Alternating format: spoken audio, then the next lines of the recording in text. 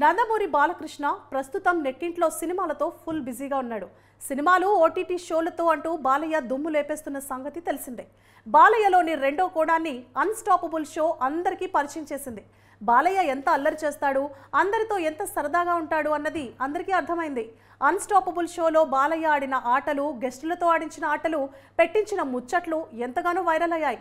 ఇప్పటికీ 2 సీజన్లు, ఒక లిమిటెడ్ ఎడిషన్కు మంచి ఆదరణ దక్కింది.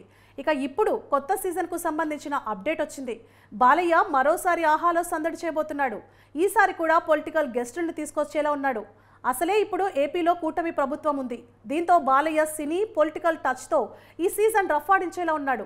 గత సీజన్స్తో బాలయ్యతో చంద్రబాబు, పవన్ కళ్యాణ్ వంటి వారు ఆ షోలో సందడి చేశారు.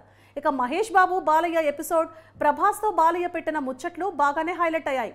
ఇక ప్రభాస్, మహేష్ బాబు, పవన్ కళ్యాణ్ ఎపిసోడ్లలో టైంలో అయితే ఆహా సర్వర్ క్రాష్ అయిపోయింది. అంతలా జనాలు ఎగబడి ఆ సీజన్లు చూశారు. ఇండియాలో అన్స్టాపబుల్ షో కొత్త రికార్డులు క్రియేట్ చేసిన సంగతి కూడా తెలిసిందే. ఇక ఇప్పుడు బాలయ్య మరోసారి అందరినీ అలరించేందుకు రెడీ అవుతున్నాడు. ఈసారైనా చిరంజీవి, బాలయ్య ఎపిసోడ్ వస్తుందేమో చూడాలి.